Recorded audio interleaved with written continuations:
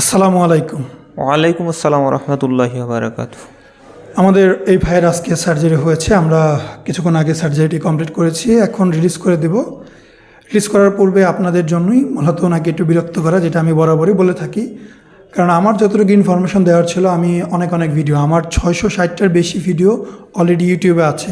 তো আমার পক্ষ থেকে ইনফরমেশন অলমোস্ট দেওয়া কমপ্লিট। তো এখন আমাদের যে সেবাগুলো হচ্ছে, আমাদের সার্জারি হচ্ছে, এই সার্জারিগুলো সম্পর্কে পেশেন্টরা কীভাবে, তারা কী অনুভূতি পায়, সেটাই আপনাদের সাথে প্রকাশ করবে। তো এই ছেলেটার এক পাশে গাইনোকমাসিয়া ছিল, যেটা আপনারা ভিডিওতে দেখতে পাচ্ছেন। সো আমরা ওনার এক পাশেই সার্জারি করেছি। তো সার্জারি সমগ্র অনুভূতিটা উনি আমাদের সাথে এখন তুলে ধরবে। তো ভাইয়া, তোমার নামটা একটু বলবা? মোহাম্মদ রিপন আহমেদ। জনাব রিপন সাহেব আমাদের সাথে এখানে আছেন। তো তুমি কেন সার্জারি করলা ভাই, প্রথমে একটু বলবা সার্জারির উদ্দেশ্যটা কি? উদ্দেশ্যটা আসলে এটা একটা মানসিক প্রবলেম আসলে।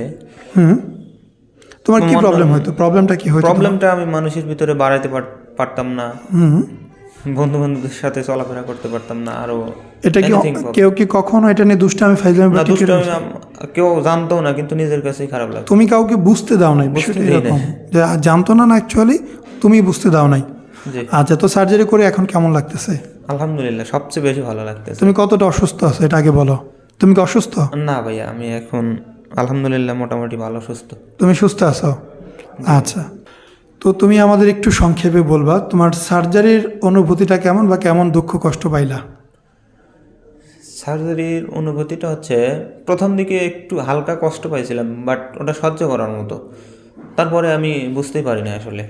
আচ্ছা, প্রথম দিকে আমরা যখন হয়তোবা তোমাকে অবশ করার চেষ্টা করতেছিলাম, ঠিক ওই সময় কিছুটা আঘাতপ্রাপ্ত হয়েছ, তাই না?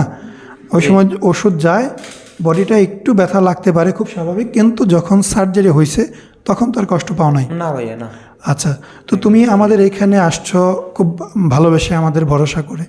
তো তোমার কি মনে হয়, আমরা কি তোমার ভরসার জায়গাটা ফিল আপ করতে পারছি? হ্যাঁ, ইনশাল্লাহ ফিল আপ করতে পারছেন। আচ্ছা, তুমি যেমনটা আমাদের ইউটিউব ভিডিওতে দেখেছো, তোমার কি মনে হয় আমাদের সেবাটা কি ওর চাইতে খারাপ, ভালো, বা অনেক ভালো? না, অ্যাকুরেট, ইনশাল্লাহ ওই রকমই সেবা পাইছি। আচ্ছা, ওই রকমই সেবাটা পাইছো। তো সার্জারি তো আলহামদুলিল্লাহ হয়ে গেল। তো এখন তোমার এমন কি করার ইচ্ছা আছে যেটা তুমি পূর্বে করতে পারো নাই? এখন মানে নিজের ইচ্ছা স্বাধীন মতো চলাফেরা করতে পারবো ইনশাল্লাহ। আচ্ছা, তোমার ইচ্ছাটা হচ্ছে যে নিজে একটু স্বাধীনভাবে চলাফেরা করা, নিজেকে একটু তুলে ধরা, মেলে ধরা, সবার সাথে ঘোরাফেরা, তাই তো বিষয়টা? জি ভাইয়া। তুমি পেশায় কি করো? স্টুডেন্ট।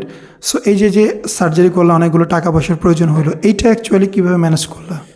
এটা প্রথম দিকে একটু কষ্ট হয়েছিল, পরে বাবা মাকে বলে অনেক কষ্ট করে ভাই বাসায় থেকে ম্যানেজ করতে পারছো? আচ্ছা, আলহামদুলিল্লাহ, আল্লাহ তোমাকে ভালো রাখুক। তোমার আব্বা আম্মা যারা তোমাকে এই বিপদ থেকে মুক্ত হতে সাহায্য করলো, আল্লাহ তাদেরকে আরও ভালো রাখুক।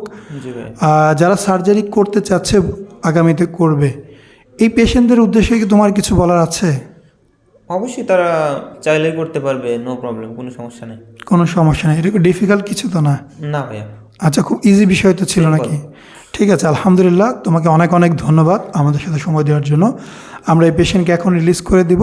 আগামীকালকে সকাল একবার ড্রেসিং হবে, পরশুদিন আমরা ড্রেসিং করে টিউব করে ব্যান্ডেজ চেঞ্জ করে দিব, উনি বাড়ি চলে যেতে পারবে।